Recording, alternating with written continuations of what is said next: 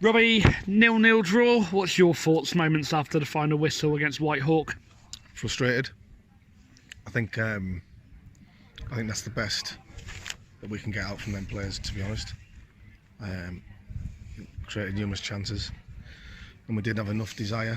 We had enough work rate, we didn't have enough desire to put one over the line or for us to score a goal, and that's the frustrating part of it, because we had some good play today, and for us not to put one of them chances away was really disappointing. And just feel, because the lads worked really hard, but like I said, going back to it, I think that's as good as we can get out of them group of players, to be honest. You could really see what it meant to Whitehawk at the final whistle, how disappointed they are. Yeah. Do you think that's reflected overall today? Yeah, it's very disappointing. You don't want to see any team or manager or have a relegation. It's not very nice from they're a nice football club. They've got good staff and got good support today, didn't they? And it's just a bit disappointing for them that they haven't got the result they deserve. But I think we're just disappointed because we were desperate to win the game, and I think we've had enough chance. Listen, they've had chances. They've hit the crossbar twice. They've had chances, but I just didn't think we had enough desire in front of goal for us to, or enough bravery, or enough people wanting to break the back to get in there and score a goal. Looking at the chance that's come across, Jimmy Wild could have stretched from Jimmy Merritt's cross. It was just that sort of game where it wasn't going to be going in at any point, was it, for the Rocks? Yeah, like I say, I think from a centre forward's point of view, regardless of the full back doing quite well for them, in my opinion, you must score. You must anticipate it. You don't anticipate as a centre forward, you're not going to score goals, and we didn't do that enough today of anticipating the ball when it's coming in. We've had numerous chances, but as I've said, previous final third decision making was very poor again, and like I say, it's probably where we are with the group of players we had. Do you feel in the past couple of games, particularly at Dorking and today, that the players have got some of the trust back that we've spoken about in recent weeks? Yeah. I think they showed a willingness in the second half against Dorking to try, but what people probably don't see is they had a willingness. We had quite numerous opportunities in the first half against Dorking, but we were very wasteful in possession, and again we made wrong decisions in the final third. And I think that is, like I said, it's not being disrespectful. That just goes back to the group of players we've got at the minute. We're trying to get the best out of them. Are you and Jack now giving a lot of thought to next season and looking at what you've got, what else you need, who might not be here? Absolutely, Steve. Yeah, I think we've got to do that. I mean, we'd be stupid not to, and we want better players and we want a better work ethic, and we'll be trying our best to get that in. And listen, it's not easy, but getting players in the players that you're probably after that other clubs are in for as well. So we have to be careful, the players and obviously the recruitment we get, but we will be trying our best to get the players in and the right type of player that we want. I don't think we've had enough of them players this season, because if we had, I think we'd have been alright. I think when we lost Smudger and we lost Jimmy, obviously to Leuven Club, and I think we lost 6 out of 7. And I was looking at the league table this morning, we'd actually only lost 12, which is, there's only Haringey, and well, they've lost today, so there's only Dorking ahead of us. With defeating, we've lost 6 out of 7, so it just goes to show that we went that far away, and like I say, with a little bit more recruitment better next season, hopefully we'll be in a far stronger position. And do you anticipate the squad looking very different to this season's, or do you think most of those here this year will still be here and you'll be adding to them in the right way? Or I think inevitably, too early to say. Yeah, and I think inevitably, like, people go and people come, people stay, people go, and there will be changes. It's inevitable, and at every football club you get people come in, and you get people that leave, but we'll be trying to keep the ones that we really want, and adding on that as well, because I think there's a basis of a really good side here. Yes, it's young and it's inexperienced, but I feel as like there's a basis of some good players here. What have you made of the fact that in the end the home form has not been as good as the away form in the end, having had the start of the season that we had at home, winning every game, drawing the away ones? Yeah, I mean, yeah, it's just disappointing, isn't it? Because no disrespect, you look to the teams of the last 5 or 6 teams we've had at Ilm. It's been Potters Bar, Brightlingsea, Whitehawk, Harlow, and it's not me being disrespectful, but they're down in the lower half of the league, really low, and we had to try and take advantage of that. And to be fair, we haven't done that, and that's no fault apart from our own. We haven't been good enough, and we've got to pay for that. Next week is the game against Folkestone. They're still massively in the playoff contention, so very similar to this one. Us with nothing to play, them with everything to play for. What's your thoughts on a long trip to Kent next week? Yeah, but we spoke about that after the game. They have to win to get in the playoffs, and if our players have got anything about doing that, I think any player who goes to a football team or have a chance of winning the league, or they have a chance of getting promotion, or they have a chance of getting in the playoffs, if you have anything about you want to try and spoil that party, because you don't want to be that team to let that happen. And hopefully we've got enough players in there to understand that, and hopefully they'll try and do that. Well, Robbie, thank you as always. Cheers, Lee. Thank you. Thanks. Thank you. All right. Jack, the game's ended 0-0 against Whitehawk. Seemed to be an exciting game, but what were your overall thoughts following the goalless draw against Whitehawk? Well, most probably in the last 2 minutes, I think I'll go to the casino tonight, because that's the first bit of luck I've had for about the last 7 weeks, when they missed a chance where it could have finished up 1-0 loss. Because I actually said to Neil when I sat down, I said this game has got everything of us getting beat 1-0 with a breakaway goal. I think what it did show is, from my opinion, I thought we got the maximum effort out of the players we had, and that's part of management, is to try and get the maximum effort out of them. I thought it showed that our decision making at times was the sort of you expect of a team low on confidence, which we are undoubtedly low on confidence due to the results we've had. So that was that part of the game, and we actually got the ball across their goal 4 times and had 3 lots of clean through, and we failed to make their keeper make a save. So when that happens, you realise confidence is low. We've got the maximum out of the players that we've got here, but the number of players, the team that was there today collectively, I think it's fair to say Whitehawk are fighting relegation and might be down. I don't know how it is at the moment. No, it's not yet. It's not definite. 2 points adrift, chap. They're 2 points adrift, so that's where they are. But if we have those same 11 starting all next year, we will be in a similar situation, and because it's a difficult league. Because I think it shows you, when you look at Worthing, I think they can either finish 10th or 11th or 3rd, because there's about 12, 14 clubs. There's not a hair's breadth between them. It's very much on the day, whether when you have your bit of thing, you take your chances.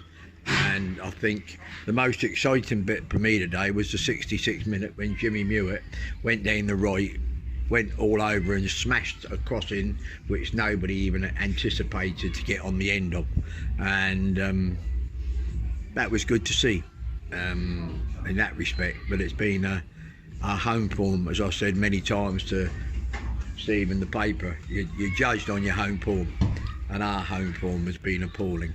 But I did note the other day that from when we played on Saturday, I only had 2 players playing in the positions I think who were fit and playing in their positions where I'd like to play them out of the squad, and one of them had a very poor game.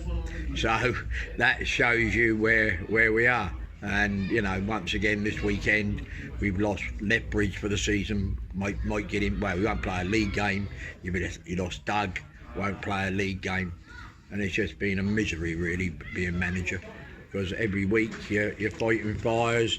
Training becomes a bit of a joke because there's no one to train. You can't get no cohesion. I worked today this morning that Chad's had 6 partners in defence with him. And if you're going to build a team that wins something, the most important thing is the foundations. And the foundations are the goalkeeper and your two centre halves. Because if they get their jobs right, you don't concede too many goals. And we've conceded far too many goals for anybody that could be hopefully in the thing. But what I would say is that with our best 11, well no, our best 14 players that we've got, we, in my humble opinion, with normal injuries, would have most probably been in the playoffs. Because I've been and watched quite a few games recently, and none of the teams that are in the playoffs I've looked at, there's not too many. I'd replace the players that we had here at the start, and who I thought we'd have a thing. But when injuries set in, but part of the manager's job is to overcome those injury problems, and in that respect, I haven't done very well, and that's down to many reasons, and it's going to get harder and harder for us, I think, because I'm immensely disappointed with our decision making today. That's all. Do you think, as things stand, the squad for next season needs major surgery based on where you are now? Obviously, you've got injured players to come back. If we could get everybody signed that was here at the start of the season, and just had a couple, I would believe that, yeah. But from what I'm hearing, it's going to be quite difficult to keep all the players we want, and therefore we need a restructure. You expect to lose a few of this season's, do you? Well, they're very good players. People that can get you to the top of the league, they're not bad players, they're just injured. And people who are then really clubs that really want to push on, they don't come after your worst players. They only come after your best players, and then that puts the strain on us to try and keep your best players. That becomes expensive, and if they get injured again, it becomes even more expensive. And it's a challenge. It's a major challenge to us. And as a club, we need to try. It depends what you want. I mean, I see us on our structure that we have at the moment, with the gates we receive and all the other finance that comes in, without any individual putting money in, we are a mid-table step 3 club. They might not like to hear that, but that's where we are. And on years when we have people fit, and if we get too many injuries early part of the season, we'll be in a relegation battle at that level. If we do okay at the start with injuries, we'll be in the top half, 6. If we get normal injuries, we'll be floating around playoff spot. If we get excessive ones, we'll get relegated. I mean, say, the team you play today have got a bigger wage bill than us. They're number 4. Do you know where he lives? Go on. Liverpool. That's where he lives. They fly him down. Their budget is bigger than that, and they've been in the bottom 3 all season. That's how tight it is between being mid-table, being relegated, or being up the top. You know, they had some quite good, useful players there today, but you could see why they're down relegation, couldn't score a goal. Because I think fans realise there's a lot of money at Conference South level, but perhaps fans don't realise how much money there is at some clubs in the Bostik Premier. We played a team on Saturday where their wage bill was 3 times, 2 3/4 times bigger than ours. And that's why they're top of the league. But with us, with our full strength team, and they deserve to win it. They've been the best team, but with us at full strength, I would fancy us to give them a very, very good game, and wouldn't be surprised if we beat them. You say you understand the fans' frustration, but what would your message to the fans be when they say they want the club to be in the playoffs consistently, year on year, and pushing in the Conference South? Well, they're living in cuckoo land. Simple as that. They're in cuckoo land. They don't understand. I understand them thinking that way, don't get me wrong, but they do not understand. None of them. I'm going to say, how many of those fans that say that have ever played at this level, ever been in a dressing room at this level, ever been told what sort of money goes on at this level? How many of them actually know? It's all supposition. They think they know. They're brilliant, but they haven't got a doobie scoop. They ain't got a clue, unfortunately. But that's life. And I respect their frustrations, because if I was them, knowing as little as they do about the inner workings of the club and the problems we encounter, I'd be thinking exactly the same as them. The only people I get upset with are the people that should know better, that do understand the workings and think that way. Is there any way, without giving the club's finances exactly to the fans, that there could be any transparency, or is that not really an option for you to be open What up? transparency do they want? With regards to like the finance and everything, so they could understand a little bit more. Finances are very simple. If they wish to be at this level, if they want to guarantee trying to get people down here, we need to raise minimum to spend about 60,000 a year to do that. If you want to go in the National South and try and avoid relegation, you'll need 100 grand, and if you want to be in the top 4, you'll need $250,000 more than what we're spending at the moment. That's the facts. Fair enough, Jack. Thank you very much. Final question, sorry. Close to home, Sussex Cup final. Any injured players who weren't here today could be fit, could be back for the final? But might be Lethbridge, might be that. And just to qualify on that, Yeah. there will always be exceptions to the rule, like Leicester. You'll always get now and again in football, there'll be clubs that haven't got any money and they do well on a one-off. Yeah. They don't sustain it, and there'll always be certain clubs that spend a lot of money but on one-offs fail. But in general, you can tell where you're going to be by the budget you've got for where you are. And an average, I mean, say Eastbourne Borough are a good club in terms of where they are. Their budget was 60% bigger than ours last year, and they missed relegation by 4 points. And this year, it's 70% bigger than ours, and they're going to be round about the relegation zone again. And their management costs are 100% bigger than ours. So there you are, and that's fact. But you're not allowed to do that. I've got all these players queuing up at the end of the lane who are local lads that are good enough to play at this level and not play for a lot of money and do us to get us up there. They're living in cuckoo land. Thank you, Jack.